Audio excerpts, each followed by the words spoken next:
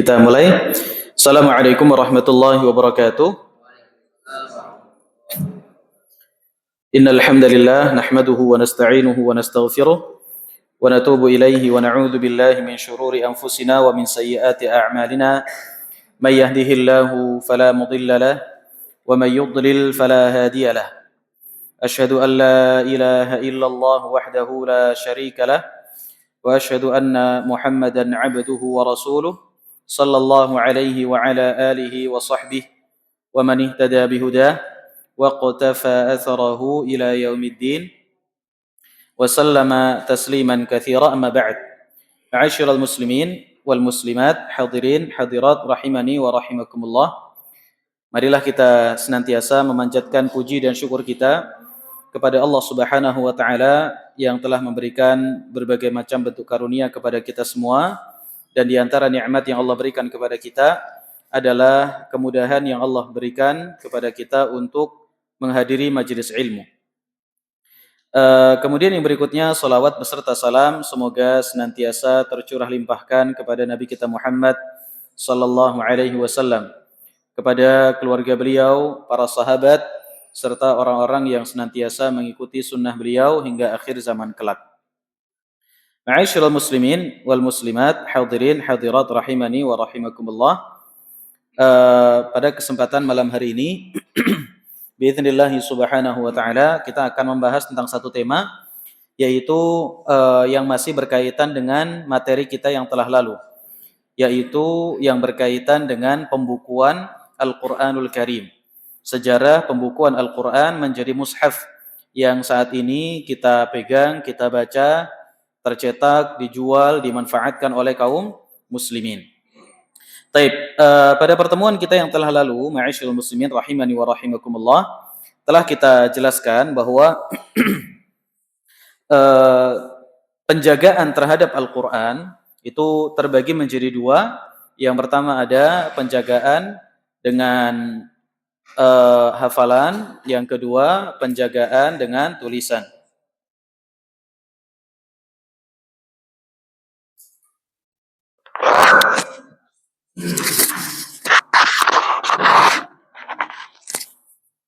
Tes. Taib.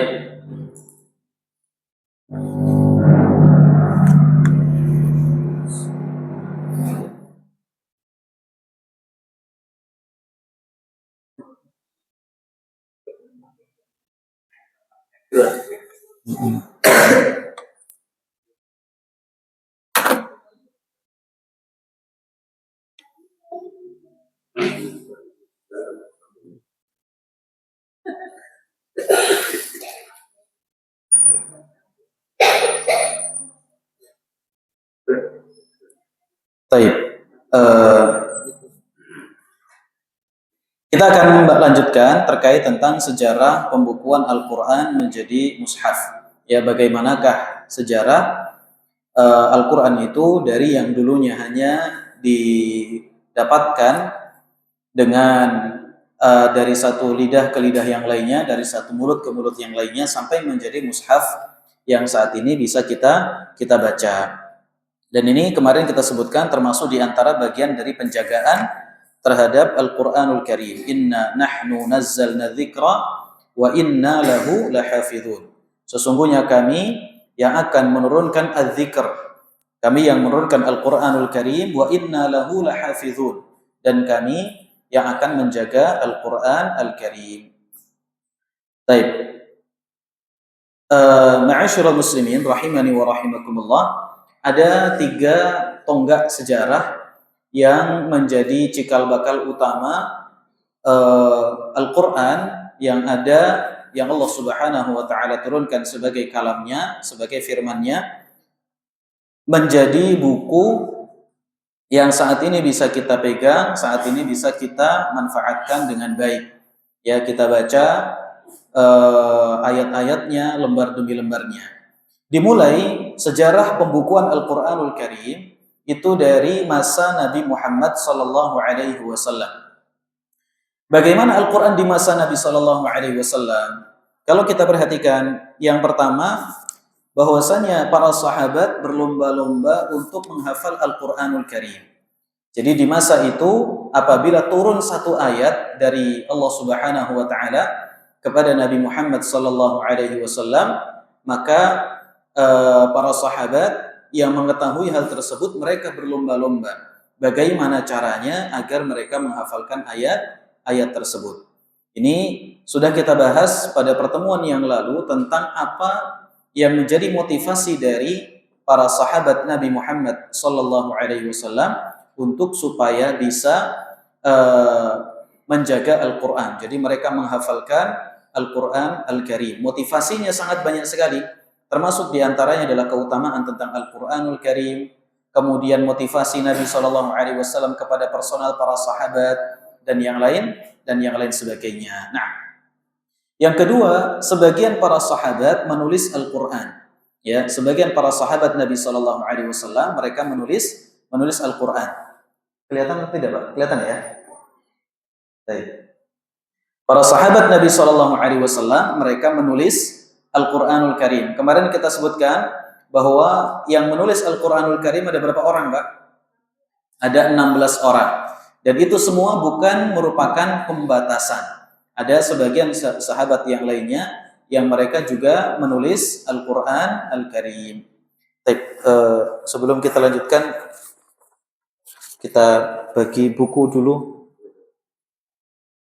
Untuk Ummu Zahran ada ya? Pak Ajis ya?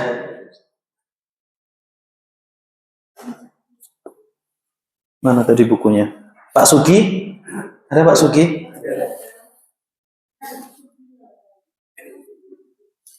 Kemarin yang ini belum dapat juga ya Pak ya? Belum. Nah, yang ini juga belum. Yang ini sudah? Belum. Yang ini belum. Pak Sugi, yang ini? Yang mana? Udah tadi di. Yang merah sudah dapat belum Pak Aziz? Yang terjemahan Manhajus Salikin. Yang terjemahan Manhajus Salikin sudah dapat belum? Belum. Minta tolong diambilin terjemahan Manhajus Salikin 1. Tadi katanya di foto sudah ada 1 fotonya. Sudah. Pak Abdul Aziz.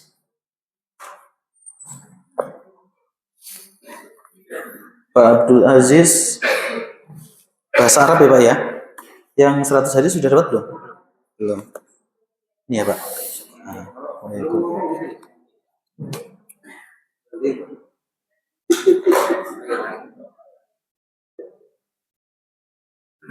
Pak Sugi yang kitab Tauhid terjemah sudah ya? Yang ini ya? Sudah. Yang 100 hadis populer? Sudah. 100 hadis populer sudah. Kitab Tauhid sudah. Mana tadi tanda tangannya? Pak Suradi yang mana ya? Oh, nggak berangkat.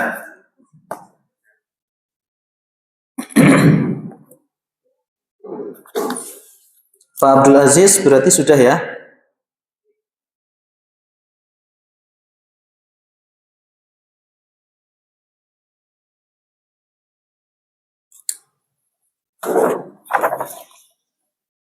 Baik, kita lanjutkan.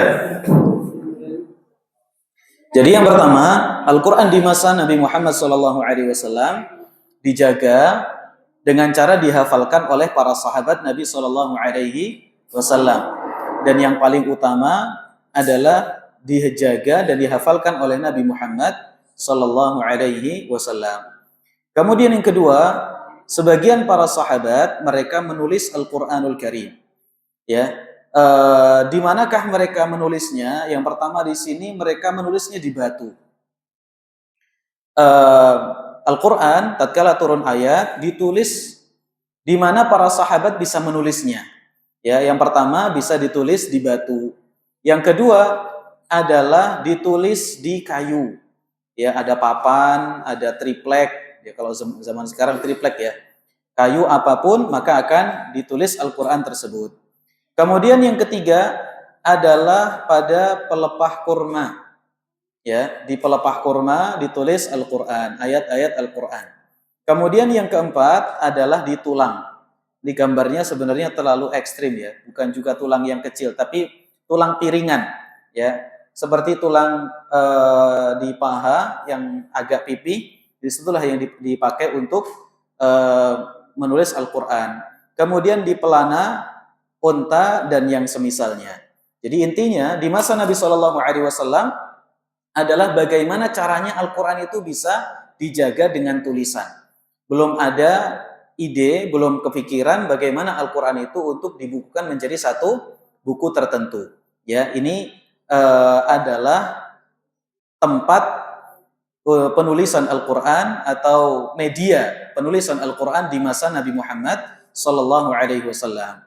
Kemudian Al-Quran ditulis di masa Nabi Sallallahu Alaihi Wasallam, namun belum dibukukan. Ada beberapa alasan. Ada beberapa alasan kenapa Al-Quran belum dibukukan di masa Nabi Muhammad Sallallahu Alaihi Wasallam.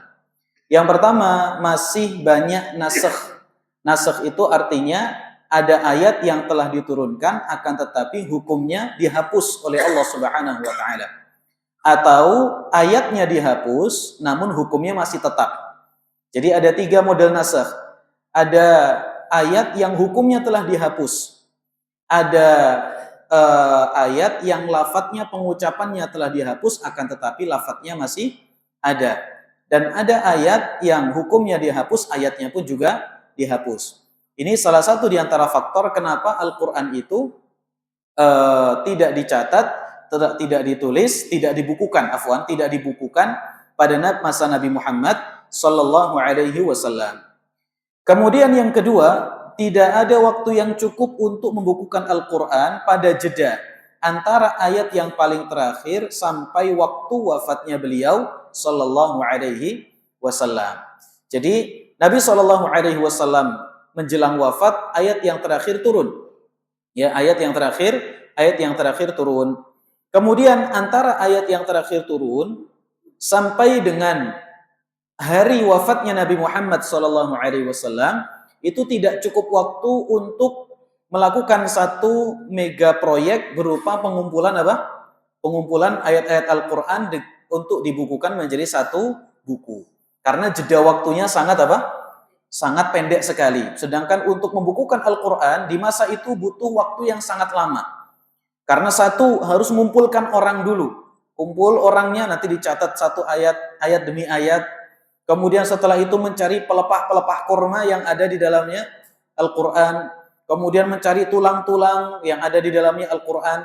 Bisa jadi Al-Quran ditulis di batu, batunya tidak bisa diangkat. Ya, jadi harus dicari terlebih dahulu. Jadi cukup sulit, waktunya cukup panjang. Sedangkan masa-masa Nabi Shallallahu Alaihi Wasallam wafat adalah masa-masa di mana para sahabat bersedih. Terutama tatkala Nabi SAW sakit. Beliau pulang dari haji terakhir beliau, haji wada. Kemudian tidak lama setelah itu sakit, berturut-turut setengah bulan lamanya. Kemudian akhirnya ditutup dengan wafatnya Nabi Muhammad Sallallahu Alaihi Wasallam. Di masa haji wada itu turun ayat Al-Yauma akmaltu lakum dinakum. Dan itu bukan ayat yang terakhir turun. Karena setelah ayat ini masih ada ayat-ayat yang lainnya. Oleh karena itu, Al-Imam Ibnu Jarir At-Tabari dalam kitab tafsir beliau menukil beberapa pendapat di kalangan para ulama bahwa lafaz al-yauma akmaltu lakum, pada hari ini aku sempurnakan agama kalian. Agama di sini bukan agama Islam secara keseluruhan. Tapi para ulama kita berpendapat, sebagian di antara mereka, yang dimaksud pada hari ini aku sempurnakan bagi kalian agama kalian, yang dimaksud adalah al-wajibat, perkara-perkara yang wajib. Hari ini telah aku sempurnakan atas kalian perkara-perkara wajib atas kalian. Tafsir yang lain mengatakan pada hari ini telah aku sempurnakan kepada kalian berupa ibadah haji. Ya, jadi yang disempurnakan pada hari tersebut adalah ibadah haji. Baik. Nah, dari mulai hari itu, hari terakhir haji wada, kemudian Nabi SAW pulang, itu masih ada ayat yang turun. Dan tidak lama setelah itu Nabi SAW meninggal dunia. Jadi menunjukkan kepada kita bahwa Nabi Shallallahu Alaihi Wasallam masa antara akhir ayat yang terakhir turun kepada beliau sampai dengan masa wafatnya Nabi Shallallahu Alaihi Wasallam itu bukanlah waktu yang ideal untuk menggulirkan mega proyek berupa apa?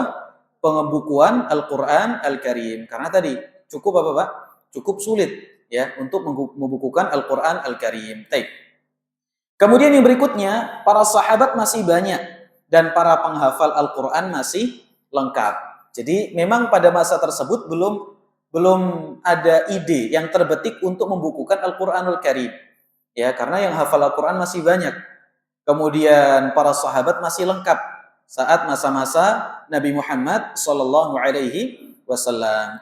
Ini adalah beberapa faktor kenapa di masa Nabi Sallallahu Alaihi Wasallam Al-Quran itu belum dibukukan seperti halnya Al-Quran yang kita jumpai pada masa kita sekarang. Nah, ini Al-Quran di era masa Nabi Muhammad Sallallahu Alaihi Wasallam. Jadi Al-Quran sudah ada, kemudian dihafalkan, kemudian dicatat, ditulis, akan tetapi belum dibukukan. Ya, akan tapi belum dibukukan. Di manakah Al-Quran itu dicatat? Yang penting Al-Quran itu dicatat, ditulis. Apapun itu medianya, tulis di tembok, ditulis di kayu, ditulis di pelepah kurma, ditulis macam-macam.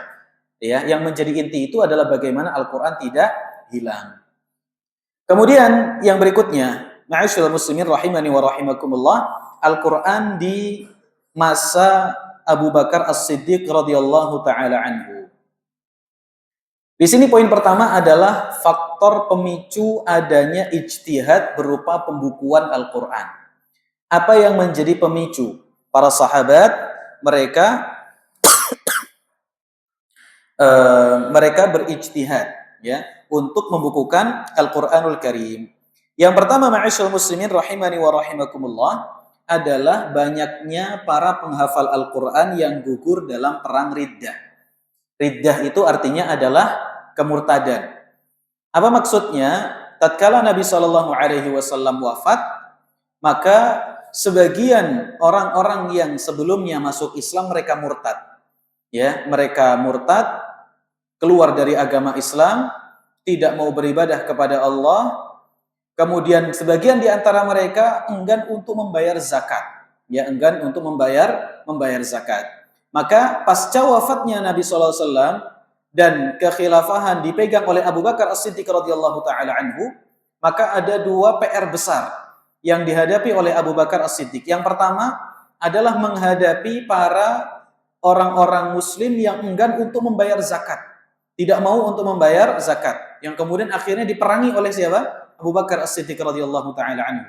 Yang kedua adalah orang-orang yang murtad, orang-orang yang keluar dari agama Islam.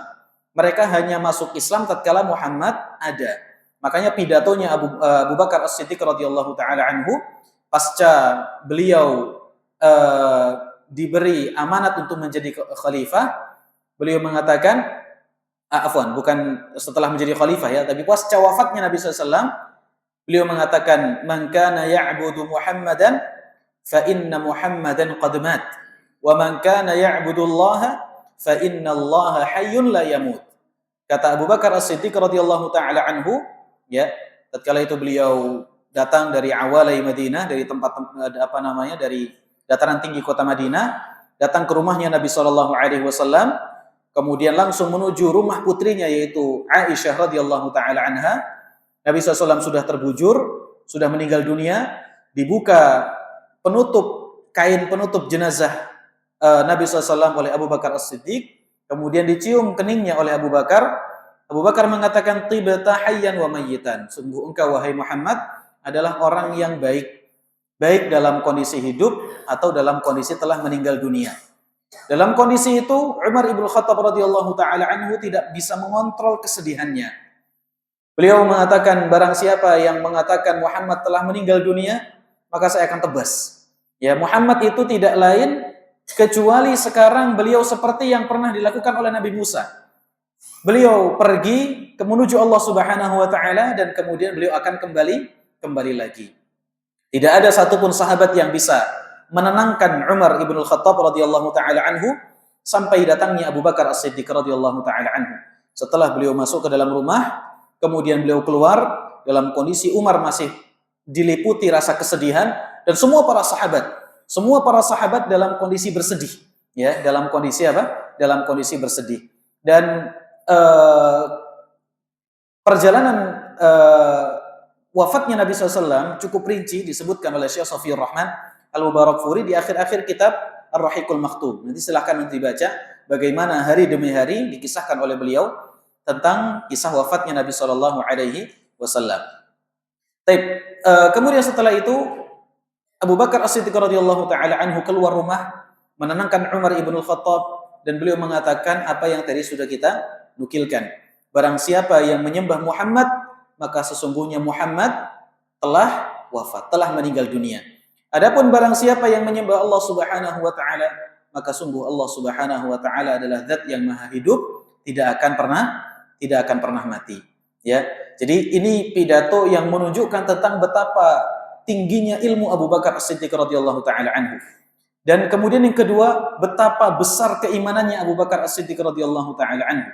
Kemudian yang ketiga, menunjukkan betapa kuatnya Abu Bakar As-Siddiq dalam memanajemen hati beliau radhiyallahu taala anhu. Karena sekelas Umar saja melihat Nabi SAW meninggal dunia, beliau tidak kuasa untuk menyaksikan kondisi tersebut. Tapi bagi Abu Bakar As-Siddiq radhiyallahu taala anhu, Allah berikan kepada beliau ilmu, ketenangan, ya, kesantunan dan yang lain sebagainya, menjadikan beliau mampu untuk mengontrol dirinya. Dan ini sekali lagi menunjukkan tentang keutamaan Abu Bakar As-Siddiq radhiyallahu taala anhu. Baik. Nah, pasca Nabi SAW wafat, maka banyak orang yang murtad, keluar dari agama Islam. Kemudian diperangilah oleh Abu Bakar As-Siddiq radhiyallahu taala anhu, dan di antara PR beliau yang cukup besar juga adalah memerangi nabi palsu, ya, yang saat itu muncul di tengah-tengah negeri Islam. Diperangilah oleh Abu Bakar As-Siddiq radhiyallahu taala anhu, ya, di perang Yamamah dan yang lain sebagainya, yang akhirnya salah satu di antara efeknya adalah para prajurit kaum muslimin dari kalangan para sahabat Nabi SAW yang mereka merupakan penghafal Al-Quran, banyak di antara mereka yang meninggal dunia. Nah, Ana akan ceritakan kisah dari Zaid ibn Thabit. Annahu qala, Zaid bin Thabit pernah menceritakan, arsala ilayya Abu Bakr as-Siddiq maqtala ahli al-Yamamah. Abu Bakar As-Siddiq radhiyallahu taala anhu telah mengutusku memberitahu informasi tentang pembunuhan yang terjadi di Ahlul Yamamah. Fa idza Umar bin al-Khattab 'indah. Setibanya tatkala saya berada di sisi Abu Bakar As-Siddiq radhiyallahu taala anhu, ternyata di sisinya ada Umar ibn al-Khattab radhiyallahu taala anhu. Faqala Abu Bakrin, maka Abu Bakar berkata, inna Umar atani, sesungguhnya Umar datang kepadaku. Abu Bakar sama Umar duduk. Abu Bakar kemudian tidak lama setelah itu memanggil Zaid ibn Thabit. Faqal, kemudian Umar mengatakan, innal qatla qad istaharra yaumal yamamati biqurra'il Qur'an. Sesungguhnya pembunuhan telah merata pada hari Yamamah, perang Yamamah, biqurra'il Qur'an, terhadap para pembaca Al-Qur'an. Wa inni akhsha in istamarra al-qatlu bil qurra'i bil mawatini fayadhhab katsirun min al-Qur'an.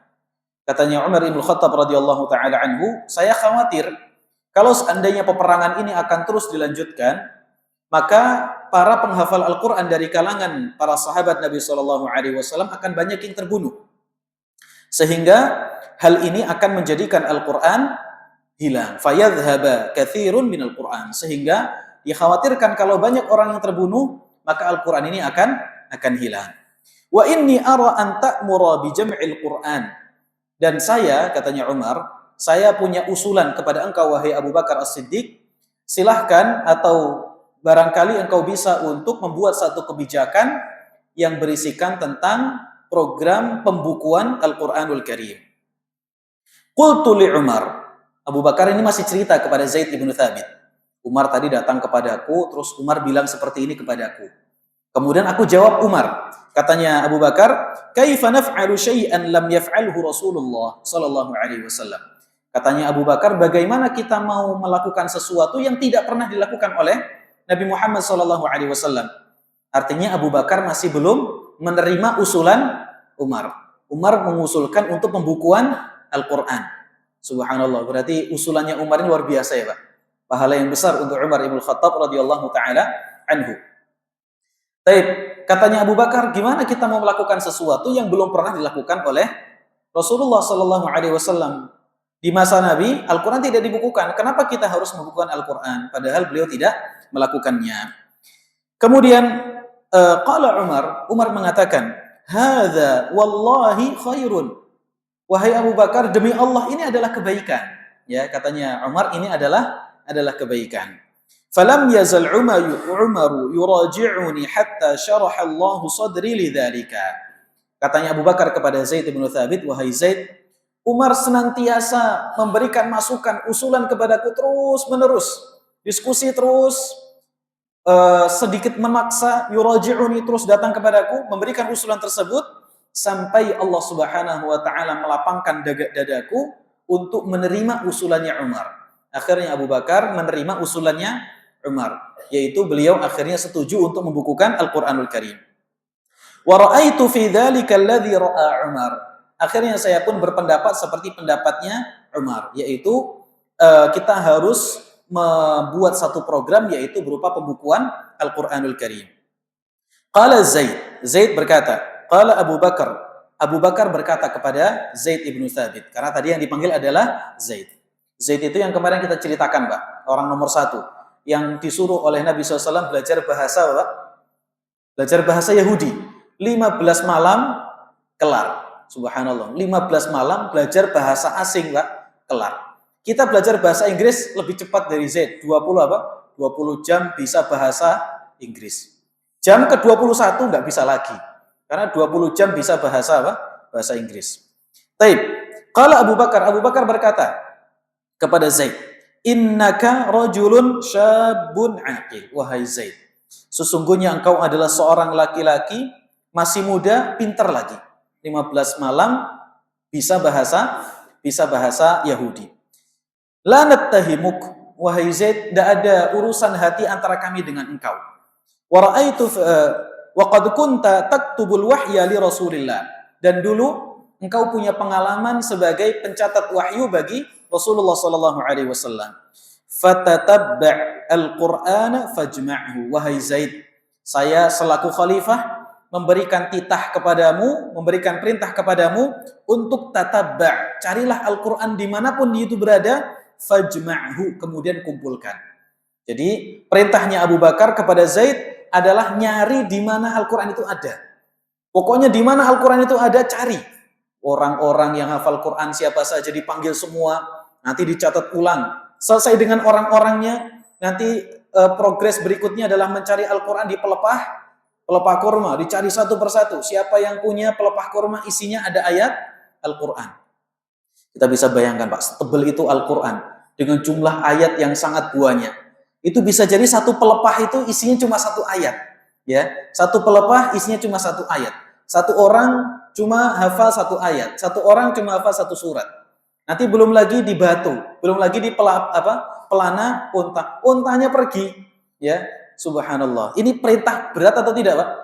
Berat. Ini makanya tadi Anda sampaikan ini mega proyek besar, pahala besar di dalam dalam Islam. Dan benar, pemilihan nanti akan kita bahas. Sebab terpilihnya Zaid bin Thabit. Kenapa Abu Bakar itu sampai memilih Zaid bin Thabit? Ada 3 alasan.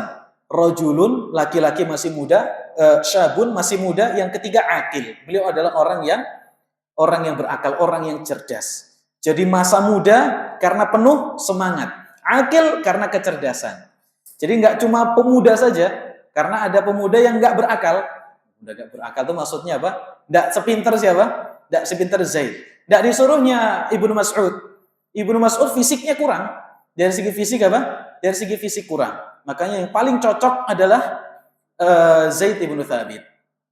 Taib. Kalau disuruh sahabat-sahabat yang lain bisa jadi karena faktor usia, atau karena sudah berkeluarga, atau masih kecil. Jadi proyek ini harus dijalankan oleh pemuda. Nah, Ini datangkan satu pemuda, akhirnya dikumpulkan apa?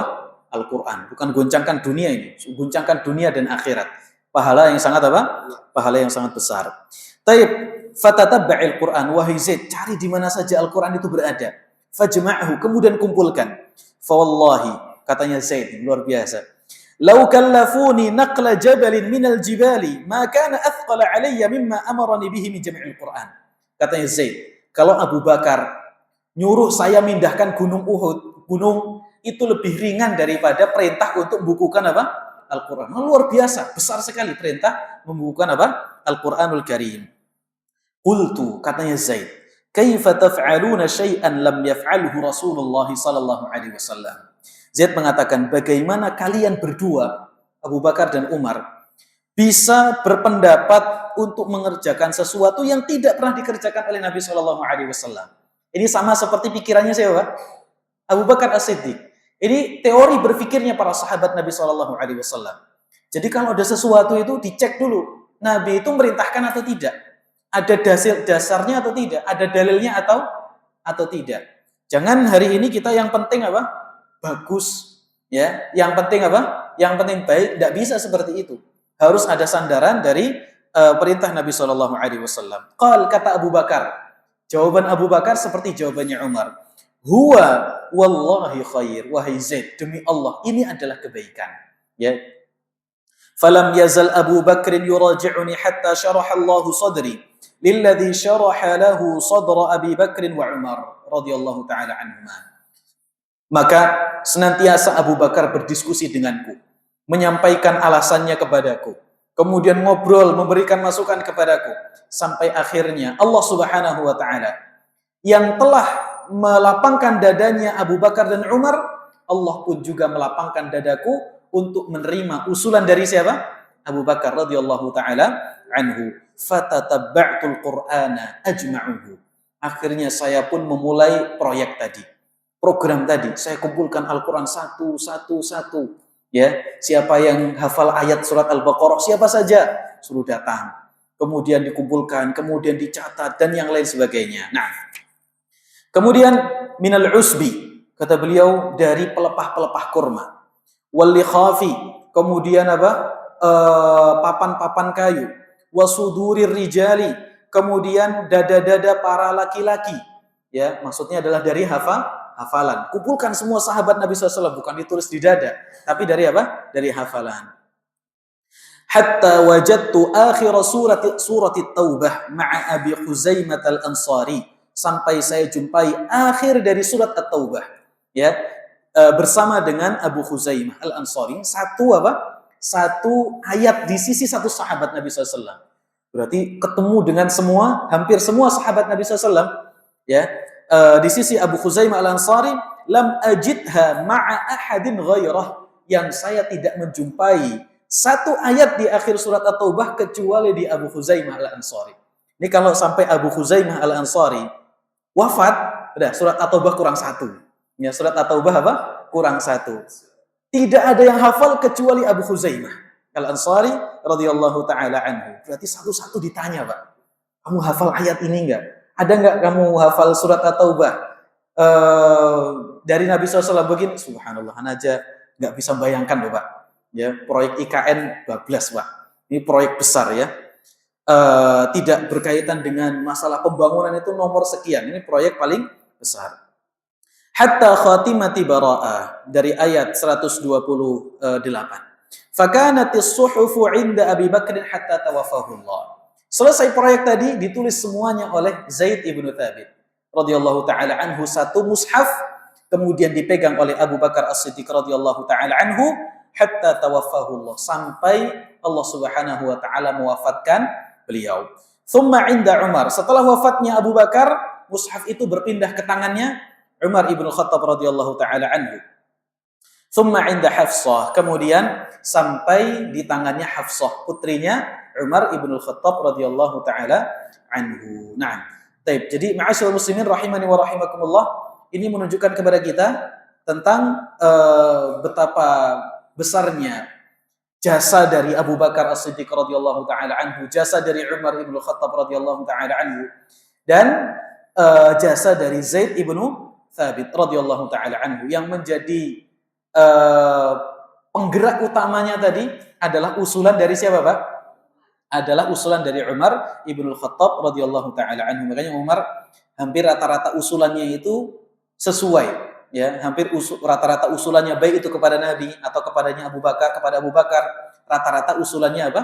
Benar, musaddad, ya. Makanya Nabi SAW mengatakan, "Lau kana ba'di nabiyyun lakana Umar." Kalau seandainya setelahku masih ada kesempatan untuk menjadi nabi, niscaya yang akan diangkat adalah Umar. Rajulun mulham, laki-laki yang diberikan ilham oleh Allah Subhanahu wa taala. Umar usul kepada Nabi untuk istri-istri Nabi pakai hijab, pakai cadar. Diturunkan ayat hijab oleh Allah Subhanahu wa taala. Umar usul kepada Nabi SAW untuk para tawanan perang Badar dibunuh. Nabi SAW nggak bunuh. Akhirnya turun ayat yang menjelaskan tentang benarnya pendapat Umar ibn Khattab radhiyallahu taala anhu dan yang lain sebagainya. Nah, kemudian ma'asyiral muslimin, kenapa dipilihnya Zaid ibn Thabit radhiyallahu taala anhu sebagai penanggung jawab program mega proyek, ya, pembukuan Al-Qur'anul Karim? Yang pertama, karena beliau menjadi pengumpul dan penulis wahyu di era Nabi SAW. Berarti beliau punya pengalaman sebelumnya untuk menulis wahyu dari Nabi SAW. Kemudian yang berikutnya, usia beliau masih muda, rajulun syab, ya, beliau masih muda, sehingga beliau memiliki semangat yang sangat membara. Kemudian yang ketiga, menghadiri momentum terakhir turunnya wahyu bersama Nabi Muhammad sallallahu alaihi wasallam. Baik. Kemudian ma'asyiral muslimin rahimani wa rahimakumullah. Apa keistimewaan mushaf di era Abu Bakar As-Siddiq radhiyallahu taala anhu? Yang pertama, tidak dimasukkan ke dalam mushaf tersebut melainkan yang disepakati bahwa itu merupakan ayat Al-Qur'an, ya. Jadi setiap dapat satu ayat, Zaid ibnu Thabit akan memvalidasi terlebih dahulu bahwa para sahabat sepakat itu adalah ayat Al-Qur'an. Kenapa? Karena bahasa Arab adalah bahasa sehari-hari para sahabat Nabi SAW dan mereka adalah orang fasih di dalam berbahasa Arab. Jadi dikhawatirkan akan tercampur antara Al-Quran dengan selain Al-Quran. Jadi nilai keautentikan Al-Quran itu sangat dipertanggungjawabkan oleh Zaid ibn Thabit radhiyallahu taala anhu. Kemudian yang berikutnya, tidak dimasukkan ke dalam ayat Al-Quran, tidak dimasukkan ke dalam Al-Quran ayat yang bukan bagian dari Al-Quran, berupa ayat-ayat yang telah dinasakh, ayat yang telah dihapus. Kemudian yang ketiga, disepakati untuk disebut sebagai Al-Mushaf, ya. Disepakati untuk disebut sebagai Al-Mushaf. Jadi penamaan Mushaf terjadi diawali pada masa siapa? Pada masa Umar ibn Khattab radhiyallahu taala anhu. Baik. Kemudian berikutnya, Al-Quran di masa Utsman bin Affan. Nanti anak kirimkan ya, Pak. Jenengan nggak usah nyatet, nggak apa-apa. Tenang, anak kirimkan. Nah, anak kirimkan ke grup. Anak ada 2, Pak. Jenengan nanti pilih yang mana, silahkan. Nukilkan dari kitab ini, dari kitab Aunur Rahman fi Tahdhibi Ulumil Quran. Baik, ringkas. Kemudian Al-Quran di masa Utsman ibn Affan radhiyallahu taala anhu. Yang pertama,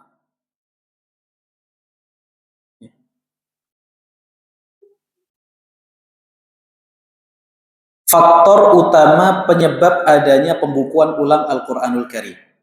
Yang pertama, adanya perbedaan bacaan di antara kaum muslimin di berbagai daerah. Yang kedua, menyatukan kaum muslimin dalam satu bacaan setelah Islam mulai menyebar di berbagai penjuru dunia.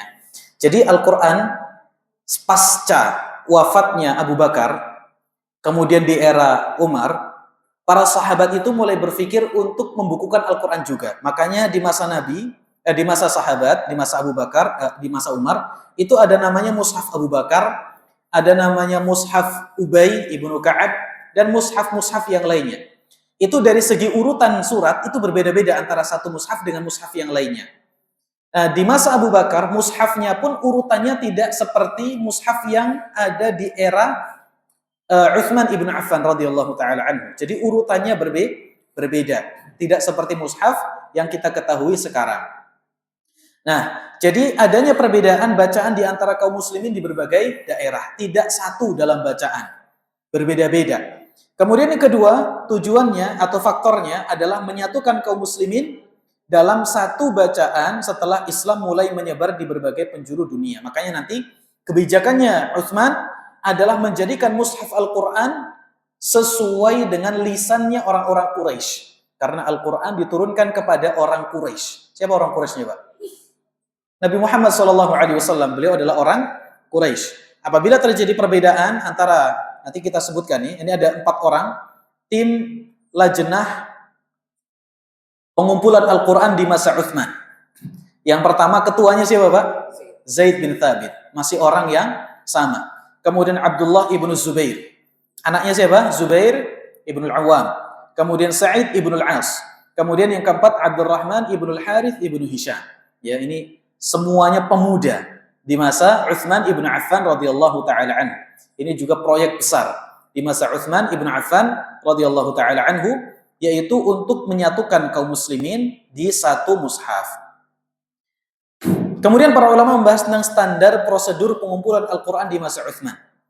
Yang pertama, menjadikan mushaf yang telah dikumpulkan oleh Zaid bin Thabit di masa Abu Bakar sebagai acuan utama.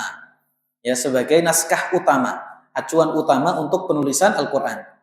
Kemudian tidak menulis satu ayat pun, melainkan telah disodorkan kepada para sahabat yang masyhur sebagai penghafal Al-Quran untuk memvalidasi dan memastikan tata cara dalam bacaannya. Memvalidasi ini maksudnya memvalidasi bahwa ini benar-benar ayat Al-Quran, ya, benar-benar ayat Al-Quran, tidak ada tafsirnya, tidak ada tambahan dari sahabat, tidak ada huruf yang dimasukkan, kata yang dimasukkan, divalidasi dengan benar bahwa itu adalah 100% murni ayat Al-Quran. Yang kedua adalah tentang tata cara dalam baca. Ya, ini tata cara dalam bacanya itu bagaimana. Kemudian yang ketiga, sudah adzan ya, Pak? Sudah adzan? Sudah adzan belum? Sudah. Kita adzan terlebih dahulu, kita lanjutkan setelah adzan. Wassallallahu wasallam ala nabiyina Muhammad.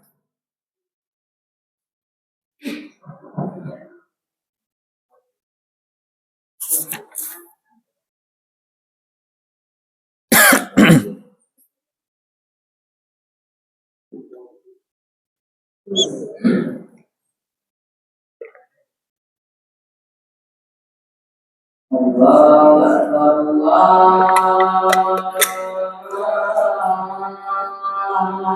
Akbar. Allahu Akbar,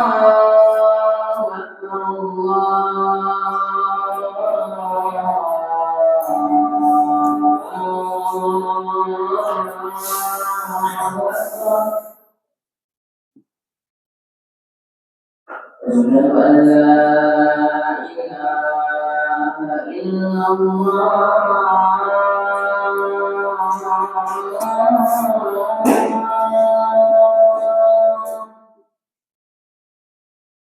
أشهد أن لا إله إلا الله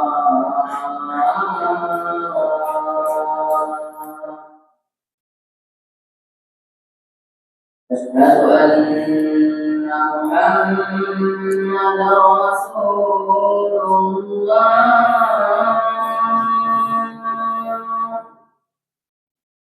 أشهد أن محمدا رسول الله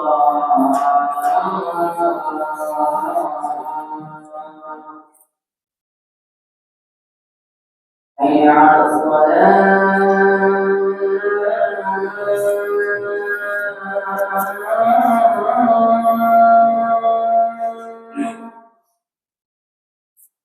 حي على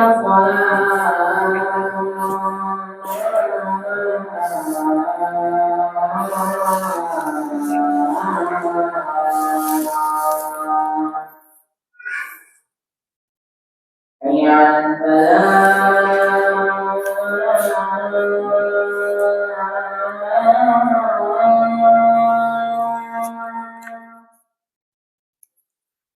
حي على الفلاح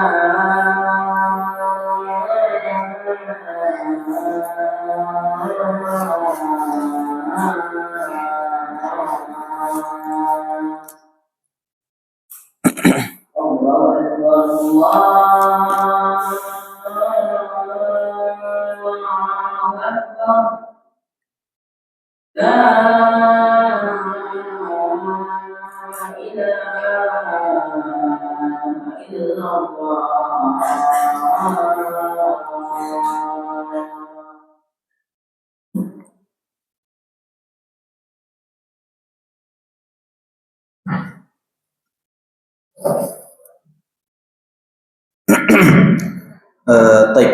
Kita lanjutkan tadi yang berikutnya setelah di era Abu Bakar As-Siddiq radhiyallahu taala anhu, yang berikutnya adalah program pembukuan Al-Qur'an di masa Utsman ibnu Affan radhiyallahu taala anhu, yang mana tim lajnah pengumpulan Al-Qur'an di masa Utsman ibnu Affan radhiyallahu taala anhu ada Zaid ibnu Thabit, kemudian Abdullah ibnu Zubair, Sa'id ibnu Al-As, kemudian Abdurrahman ibnu Al-Harith ibnu Hisham radhiyallahu taala anhum ajma'in. Kemudian yang berikutnya, ma'asyiral muslimin rahimani wa rahimakumullah, ada 3 kesepakatan pembukuan mushaf di era Utsman ibnu Affan. Jadi tatkala Utsman ibnu Affan akan memulai proyek ini, beliau mengumpulkan para sahabat senior. Kemudian dimintai sarannya, dan akhirnya para sahabat sepakat 3 poin. Yang pertama, dihapus mushaf yang telah dikumpulkan oleh Zaid bin Thabit di era Abu Bakar dan diganti dengan mushaf yang baru, kemudian disalin menjadi beberapa salinan. Yang berikutnya, naskah-naskah mushaf yang baru kemudian dikirimkan ke berbagai penjuru negeri untuk dijadikan referensi utama kaum muslimin. Kemudian yang ketiga, semua mushaf versi lama dibakar. Ini 3 kesepakatan para sahabat Nabi sallallahu alaihi wasallam tatkala diminta untuk bermusyawarah oleh Utsman ibnu Affan tatkala beliau akan melakukan proyek yang baru. Kemudian yang berikutnya, ma'asyiral muslimin rahimani wa rahimakumullah, keistimewaan mushaf di era Utsman ibnu Affan. Yang pertama, ditulis dengan lisannya orang-orang Quraisy. Yang kedua, bersih dari ayat-ayat yang telah dinasakh bacaannya, ayat yang tidak valid dan tidak mutawatir. Jadi pasca mushaf di era Abu Bakar As-Siddiq, kemudian para sahabat masing-masing memiliki mushaf sendiri-sendiri. Di setiap mushaf, ini misalnya Ana punya mushaf, ini mushaf Al-Quran. Ini misalnya Ana hidup di era Abu Bakar, Ana punya mushaf sendiri. Mushaf ini, kalau ada ayat yang belum jelas dan Ana tahu tafsirannya, oleh Ana akan berikan catatan tafsiran ayat ini, tafsiran ayat ini, tafsiran ayat ini. Jadi di dalam satu kitab mushaf, selain ada ayat Al-Quran, juga ada penafsiran dari sahabat yang punya mushaf tersebut. Nah, di eranya Utsman, semua mushaf dari era Abu Bakar itu dijadikan rujukan utama, akan tetapi dihilangkan kembali apapun yang bukan merupakan bagian dari Al-Quran. Ya, apapun yang bukan merupakan bagian dari Al-Quran. Kemudian yang berikutnya, ayat-ayat dan suratnya berurutan. Kalau di masanya Abu Bakar, ayat-ayat dalam satu surat itu berurutan, tapi surat-suratnya tidak berurutan. Ya, surat-surat itu diurutkan kembali di masa Utsman ibnu Affan radhiyallahu taala anhu. Jadi urutan antara satu mushaf dengan mushaf yang lain sebelum eranya Utsman itu berbeda-beda. Kalau kita sekarang Al-Fatihah dulu, kemudian Al-Baqarah, kemudian Ali Imran, kemudian An-Nisa, terus kemudian Al-Maidah, terus begitu kan sampai An-Nas. Urutan ini hanya di mushafnya Utsman ibnu Affan radhiyallahu taala anhu. Mushaf sebelumnya urutannya beda-beda.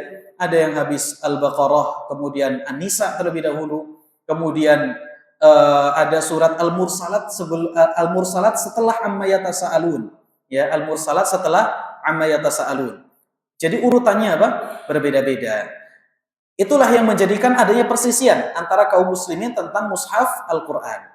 Nah, makanya tujuan utama dari Utsman ini adalah menjadikan kaum muslimin bersatu di atas satu mushaf.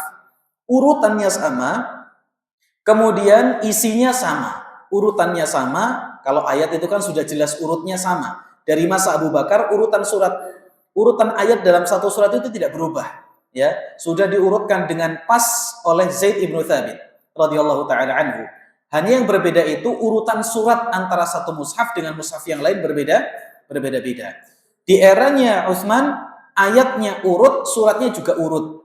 Dan semua mushaf versi lama dibakar, sehingga yang dikirimkan kepada para kaum muslimin di era penjuru negeri adalah mushaf dengan urutan ayat yang sama, kemudian urutan surat yang sama, dan isi ayat yang juga sama. Nah, kemudian ditulis dalam beberapa salinan, ada khilaf di kalangan para ulama, ada yang mengatakan 4 salinan, ada yang mengatakan 7, ada yang mengatakan 9. Diutus ke penjuru negeri Islam dan Utsman mengutus satu muqri dengan satu mushaf. Misalnya Utsman mengutus ini ke daerah Syam. Tatkala Utsman mengutus satu muqri ke daerah Syam, ya satu mushaf ke daerah Syam, beliau juga mengutus satu pembaca Al-Qur'an, orang yang mengajarkan Al-Qur'an sesuai dengan mushafnya Utsman ibnu Affan. Jadi bukan mushafnya doang yang diutus ke sana, tapi ada satu orang. Kenapa demikian? Karena orang non-Arab sudah mulai banyak masuk ke dalam agama Islam. Ya, itulah yang nanti sebagian para ulama seperti Abul Aswad Ad-Du'ali, kemudian Al-Khalil bin Ahmad Al-Farahidi, kemudian sebelumnya Al-Hajjaj bin Yusuf Al-Thaqafi, mereka berijtihad untuk membuat tanda titik pada Al-Qur'anul Karim. Titik, harokat, itu mulai pasca zamannya Utsman. Karena mushaf Utsman ini nggak ada titiknya, nggak ada harokatnya. Gundul, bener-bener apa? Gundul. Orang tidak akan bisa membaca mushaf Al-Quran kecuali apabila dia membacanya kepada muqri, kepada orang yang akan mengajari dia bagaimana tata cara baca Al-Quran Al-Karim. Baik. Kemudian yang terakhir berdasarkan kesepakatan para sahabat Nabi Shallallahu Alaihi Wasallam. Kemudian yang terakhir perbedaan mushaf di 3 era Nabi SAW, era Abu Bakar dan juga era Utsman ibn Affan radhiyallahu taala anhu. Di masa Nabi Shallallahu Alaihi Wasallam, Al-Quran itu yang penting ditulis, ya, ditulis, dicatat, ada dokumentasinya dalam bentuk tulisan. Kalau di masa Abu Bakar As-Siddiq radhiyallahu taala anhu, jadi kalau tujuan Al-Quran, tujuan penulisan Al-Quran di masa Nabi itu supaya tidak hilang. Kalau tujuan untuk dijaga, untuk dihafalkan dan sebagainya. Tujuan di masa Abu Bakar As-Siddiq radhiyallahu taala anhu adalah agar Al-Quran tidak hilang dan tidak lenyap karena wafatnya para penghafal Al-Quran. Adapun di masa Utsman ibnu Affan radhiyallahu taala anhu, tujuan dari pembukuan Al-Quran adalah untuk menyatukan kaum muslimin. Jadi tujuannya sudah apa? Sudah berbeda. Di masa Nabi SAW, Al-Quran ditulis supaya bisa dihafalkan, supaya bisa dijaga. Di masa Abu Bakar As-Siddiq radhiyallahu taala anhu, faktor utamanya adalah kekhawatiran habisnya para sahabat, para penghafal Al-Quran. Adapun di era Utsman ibn Affan radhiyallahu taala anhu, tujuan utamanya adalah untuk menyatukan kaum muslimin. Di masa Abu Bakar, kaum muslimin tidak diwajibkan, tidak diharuskan untuk mengikuti satu mushaf. Jadi masing-masing sahabat boleh pakai mushaf yang berbeda-beda. Tapi kalau di masa Utsman ibn Affan, semasa beliau, ada pengilzaman, maksudnya adalah kaum muslimin harus menggunakan mushaf yang telah dibukukan oleh Utsman ibn Affan dalam proyeknya Utsman. Tidak boleh ke mushaf yang lainnya agar bersatu menjadi satu. Dan ini dalil kebolehannya adalah ijma'. Karena tidak ada satupun sahabat yang mengingkari Utsman. Maka menunjukkan bahwasannya Al-Quran diurutkan seperti sekarang, surat-suratnya dan ayat-ayatnya itu berdasarkan kesepakatan dari para sahabat Nabi Muhammad SAW. Kemudian di masa Abu Bakar kesepakatan hanya pada urutan ayat, sedangkan dalam urutan surat ini tidak terdapat kesepakatan, ya. Sedangkan dalam urutan surat tidak terdapat kesepakatan, ini keliru. Kemudian adapun di masa Utsman kesepakatan terbangun pada urutan ayat dan juga urutan surat secara sekaligus. Nah, wallahu taala a'lam bishawab. Ma'asyiral muslimin rahimani wa rahimakumullah. Ini yang berkaitan dengan pengumpulan Al-Quran dari masa Nabi Shallallahu Alaihi Wasallam kemudian di masa Abu Bakar As-Siddiq radhiyallahu taala anhu, kemudian yang berikutnya adalah pengumpulan Al-Qur'an di masa Utsman ibn Affan radhiyallahu taala anhu sampai di zaman kita, kemudian kita kenal dengan Al-Mushaf Al-Utsmani, Mushaf Utsman, maksudnya adalah yang dikumpulkan di masa siapa? Utsman ibn Affan radhiyallahu taala anhu. Baik. Mungkin itu yang bisa kita bahas pada kesempatan malam hari ini. Sebelum kita tutup, ada yang ditanyakan? Dari ibu-ibu, ada pertanyaan? Karena nggak ada yang disimak ya Bu ya. Benar. Nanti tak kirimkan ininya, apa namanya, PDF-nya. Nanti bisa disimak lewat HP. Terus sambil dengerin kajian lagi ya. Berarti kajian 2 kali. Baik, murajaah. Karena setelah ini kan ujian lagi. Nah, setelah bab yang pertama, kan di bab yang pertama ini ada 3 poin, Mbak. Poin yang pertama, maratibul wahyi arba'atun, kan begitu. Kemudian yang kedua, kutabul wahyi sittata asyara sahabiyan. Kemudian yang ketiga adalah tentang Al-Qur'an. Ya, tentang Al-Qur'an Al-Karim. Nanti ini, materi ini tak masukkan ke dalam soal ujian ya.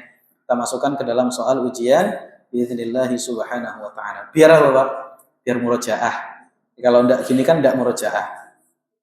Baik, mungkin itu yang bisa kita bahas pada kesempatan malam hari ini. Semoga Allah memberikan ilmu yang bermanfaat kepada kita semua. Kita tutup. Wassallallahu wasallama ala nabiyina Muhammad. Subhanakallahumma wa bihamdika asyhadu an la ilaha illa anta astaghfiruka wa atubu ilaik. Assalamualaikum warahmatullahi wabarakatuh.